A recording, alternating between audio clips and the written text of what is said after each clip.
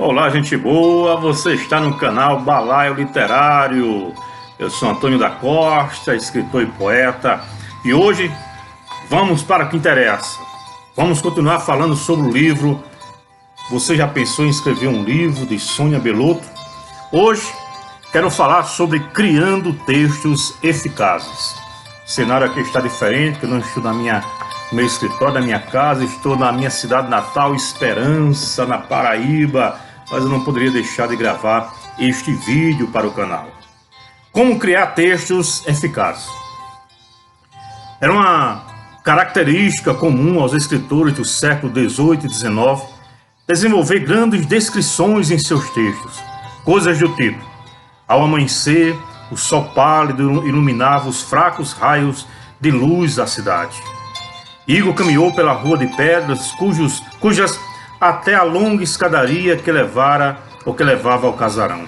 Ali havia uma coluna que parecia de prata à primeira luz do sol, estátuas aladas que davam a impressão de querer saltar para o espaço vazio e reluzente da pequena praça. Um conjunto de vazios com delicados detalhes em mármore parecia se mover com a brisa seca e luminosa. Os mosaicos do pátio eram de cor de rosa e cada canteiro era rodeado com ladrilhos esverdeados. Havia uma fonte cheia de água faiscante e cercada de margaridas. Sobre ela estava a figura de uma mulher carregando um grande jarro de onde escorria a água. O próprio casarão brilhava alvacento com suas colunas. E a descrição podia prosseguir por páginas e páginas. Eram tempos nos quais as pessoas tinham outro ritmo para ler. Sentavam-se diante de suas lareiras e mergulhavam nos detalhes. Os escritores podiam se dar ao luxo de descrever o vestido com o qual o protagonista iria ao baile em 3 ou 4 páginas, e os leitores, principalmente as leitoras, degustavam o texto entre suspiros.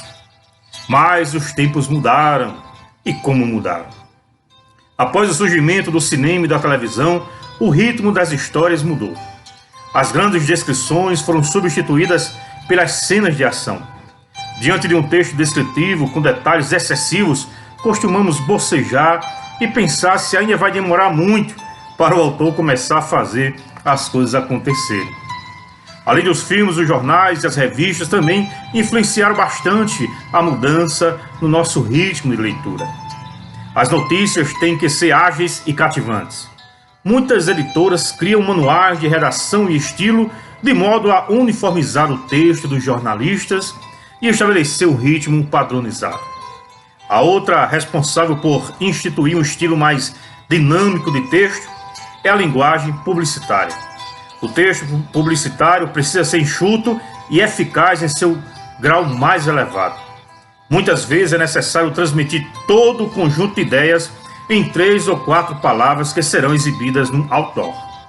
Daí, os redatores trabalham até conseguir um melhor efeito. Como estamos expostos aos anúncios quase todo o tempo, nossa mente acostuma-se com a velocidade e intensidade das informações. Tudo isso não significa que você tenha que obrigatoriamente escrever textos rápidos, cheios de ação e baseados nos estilos jornalísticos ou publicitários.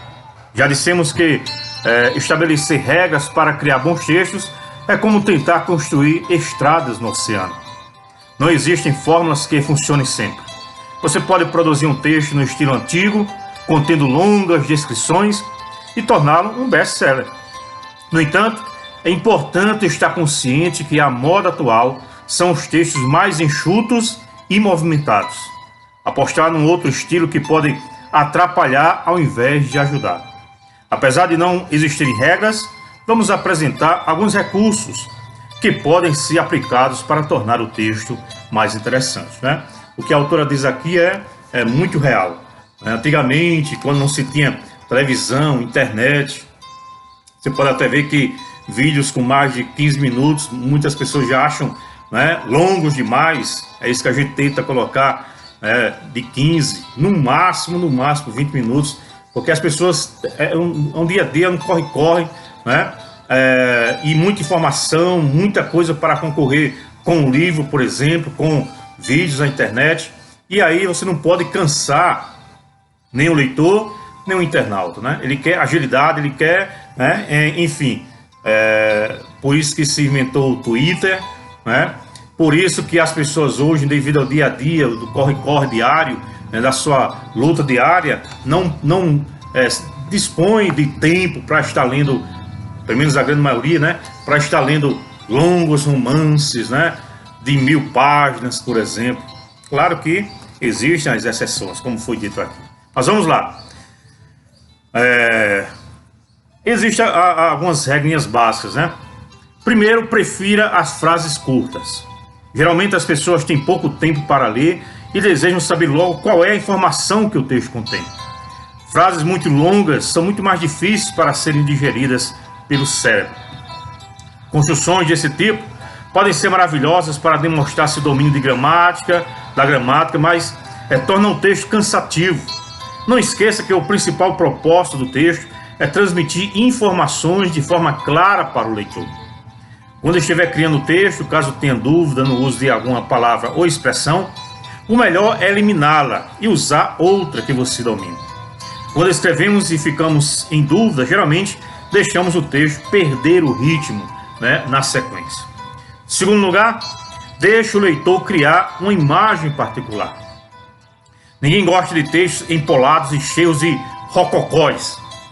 Uma das coisas mais interessantes sobre escrever é que a mente do leitor costuma preencher automaticamente as lacunas do texto.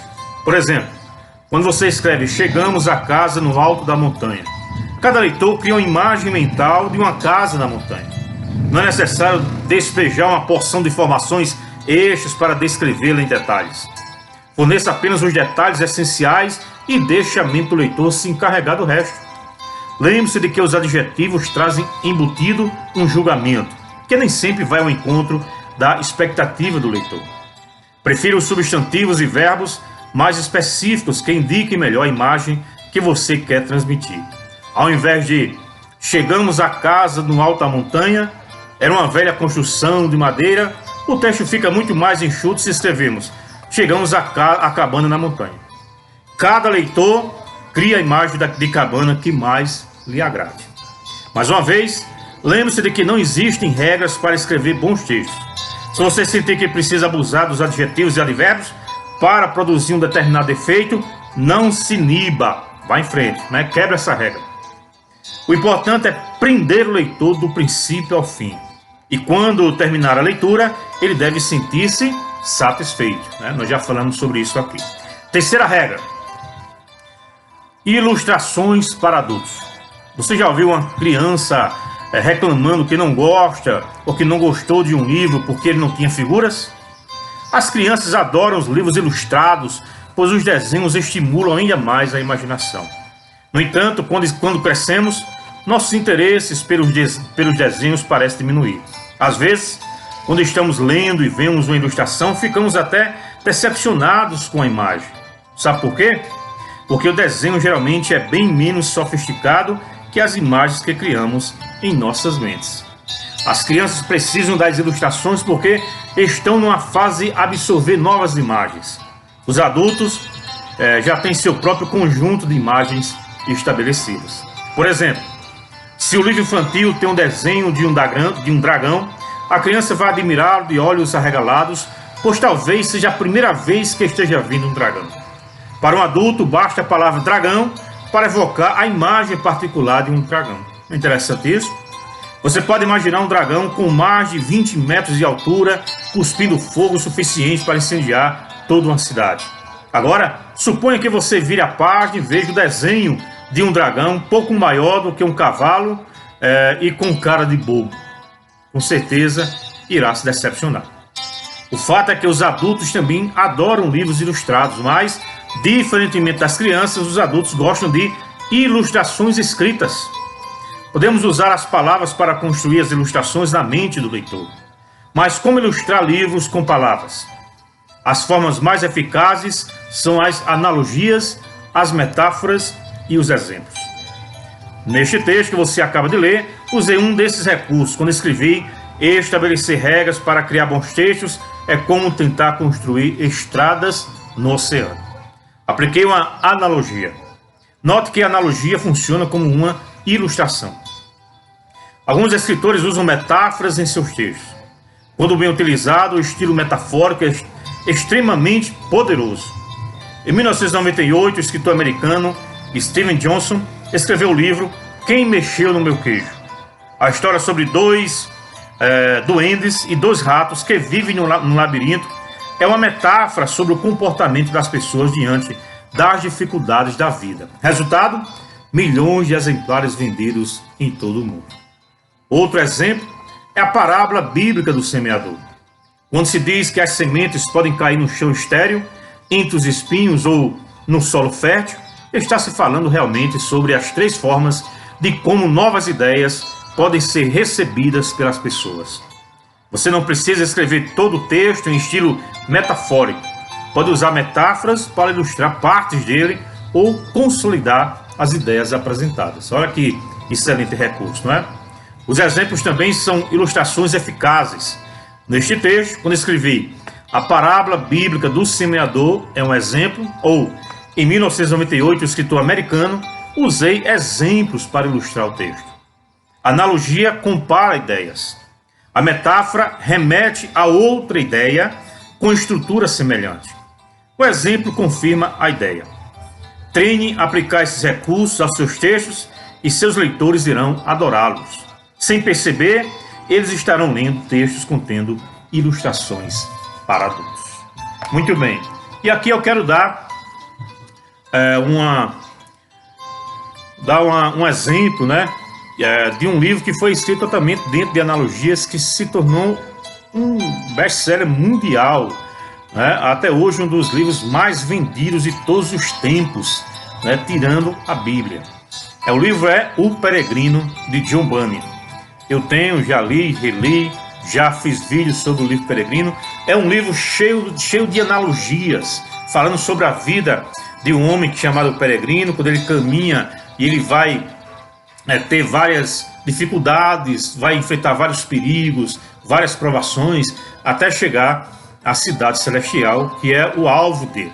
Bem, o livro Peregrino é um livro escrito cheio de analogias por John Bunyan, um grande escritor cristão convertido a Cristo, né? E vale a pena você ler este livro. Tem um peregrino e tem a peregrina também, mas o mais conhecido, de fato, é o peregrino, né? A peregrina é a mulher desse peregrino que fica na cidade da destruição e depois ela vai fazer a mesma caminhada que o peregrino. Mas leia o Peregrino, que você vai ver que analogia fantástica da vida cristã, de tentações, de provações, de lutas, até chegar à cidade celestial. Bem, vamos ficando por aqui. Espero que você tenha gostado deste vídeo. Se você não está inscrito, se inscreva, compartilhe, curta, comente. Tudo isso aqui serve para o crescimento do nosso canal. Vamos crescer juntos e amanhã ou depois de amanhã, domingo geralmente não gravo vídeo devido às minhas atividades, mas na segunda-feira mais um vídeo, né, do nosso canal Balaio Literário. Beijão para vocês, compartilhem, conto com você, ok? Até outro dia, se Deus assim nos permitir.